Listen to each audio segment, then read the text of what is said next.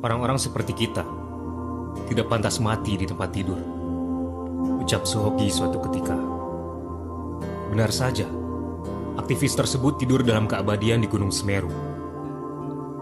Dan sungguh, hidup penuh bahaya seperti Suhoki atau Christopher McCandless jauh lebih baik daripada hidup aman tapi terbelenggu dalam penjara kota. Ya, kita di penjara. Tak percaya? Baiklah. Kau bisa saja pergi untuk mengejar impianmu sekarang juga. Detik ini juga. Tapi, dirimu malah memilih untuk berbaring di kamarmu yang hangat. Membaca tulisan ini dalam kenyamananmu. Kau lupa bahwa di luar sana ada petualangan yang menantimu untuk menjadi manusia. Untuk membuatmu sadar bahwa dirimu bukan mesin yang mesti sekolah, kuliah, lalu mati, tanpa pernah mengerti kenapa kau dikirim ke muka bumi.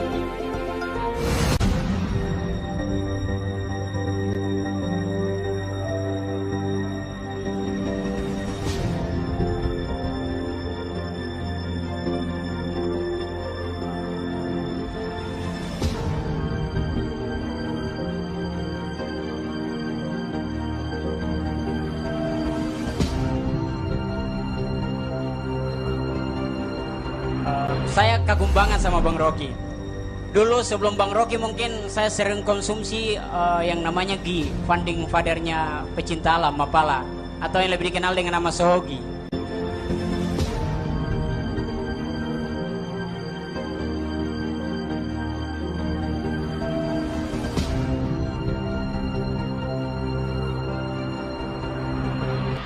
Kenapa? Tadi seperti sudah disampaikan bahwa tenaga kerja Cina asing banjir di sini, dan itu mereka bilang hoax. Padahal teman saya di mana-mana di daerah-daerah bilang itu benar adanya, dan hari ini dibuktikan oleh Prof. Rocky Gerung bahwa memang Indonesia sudah dijajah oleh Cina.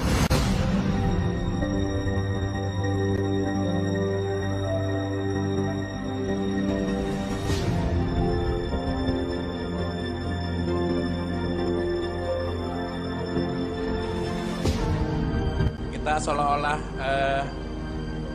mayoritas tapi seolah dikucilkan, dimunculkan isu-isu radikal, cingkrang, cadar, kan hal yang tidak perlu.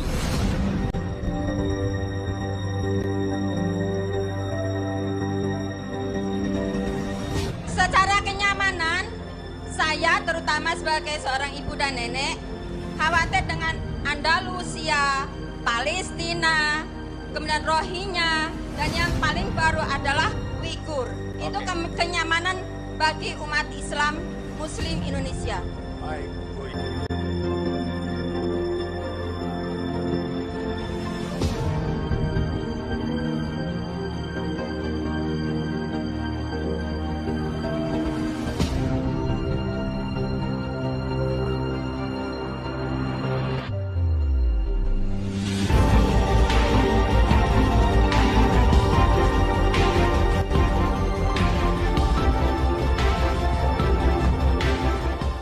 Gak ada, filsafat tidak punya teori tentang kebenaran. Filsafat justru mengajukan pertanyaan tentang klaim kebenaran itu. Jadi filsafat mempersoalkan kebenaran itu, bukan mendefinisikan kebenaran itu ya. Agama mendefinisikan kebenaran, filsafat justru mempertanyakan kebenaran itu ya. Kebenaran itu selalu dalam kondisi in the making. Jadi kebenaran nggak pernah final. Kalau udah final ini negara udah atau bumi ini udah kiamat aja kan, udah final semua kan. Justru karena ada yang disebut ongoing artinya berlangsung terus, sehingga yang disebut kebenaran itu sebetulnya statusnya tuh oscillating, sama seperti itu bergerak terus tuh.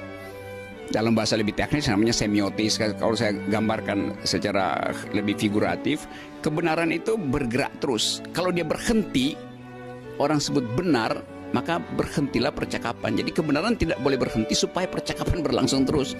Kalau kan udah dimonopoli dalam demokrasi gitu ya.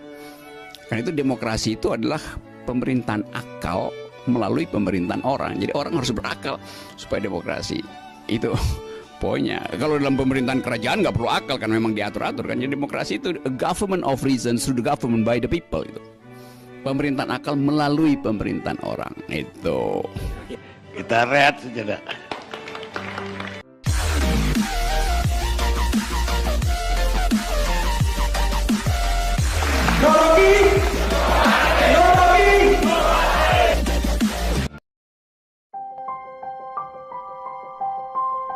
Kalau Anda bandingkan dengan Hoki ya, saya nggak tahu. Saya sekarang ada teknologi, saya bisa bedain mana racun mana bukan. Karena Sohoki meninggal di Gunung Semeru karena kena racun. Waktu itu kita analisis mungkin beliau berbaring sehingga gas dari naik Mahameru itu Anda mesti naik subuh dan berupaya turun sebelum matahari ada di jam 8 karena gas racunnya naik dari situ. Nah, waktu itu Sohoki mungkin sekali kena gas racun karena dia capek, dia berbaring. Padahal kalau kita belajar ilmu naik gunung, di atas gunung Anda jangan tidur merebah karena potensi kena racun. Kena racun itu 40 cm. Jadi kalau mau tidur ya cari batu yang lebih tinggi dari 40 cm lah hidungnya tuh, kalau nggak kena racun. Kayak itu orang dulu kalau dia naik gunung Semeru dia bawa ayam atau anjing, ya anjingnya meninggal berarti ada gas di situ. Tapi sekarang kan ada teknologi buat deteksi itu. Jadi kalau Anda berharap saya meninggal juga di gunung ya mudah-mudahan enggak. Sohoki punya perjalanan idealisme yang sama menurut pandangan saya, Pak ya. Sohoki itu waktu teman-temannya merobohkan birokrasi pada saat itu, beberapa temannya yang mulai tergabung dalam birokrasi, duduk sebagai anggota DPR. Lalu Sohoki ditawar, tapi dia menolak, dan pada akhirnya juga dia mengirim bedak ke teman-temannya. Bahasa sederhananya dia lebih memilih diasingkan daripada menyerah kepada kemunafikan, kata Gi pada saat itu.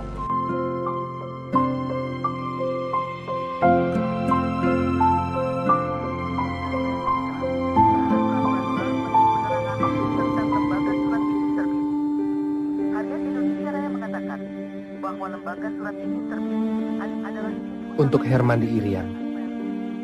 Herman, terima kasih untuk surat darimu yang tak pernah berhenti datang.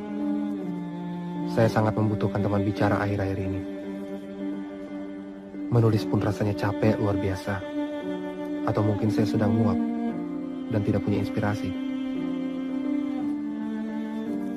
Waktu cepat berlalu. Teman-teman kita makin banyak yang meninggalkan sastra. Saya benar-benar merindukan masa di mana saya, kamu, Ira, Denny, dan teman-teman lain tertawa, bertengkar, atau sekedar ngobrol. Memang Ira masih di sini, menjadi asisten dosen sejarah Indonesia. Tapi kami masih riku untuk bicara. Tentu kamu mengerti sebabnya. Pak.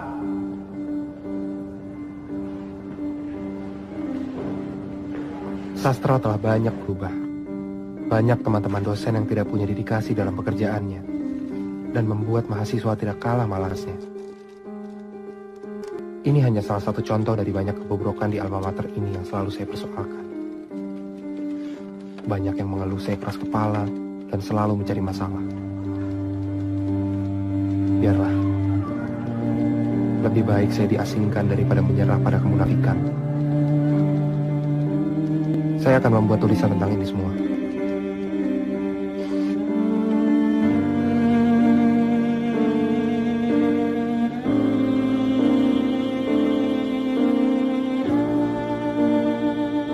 Herman, saya punya rencana naik Gunung Semeru. Mungkin akhir tahun ini. Saya sangat berharap kamu sudah kembali dan bisa ikut serta. Semoga penelitianmu berjalan dengan baik. Salam, Su.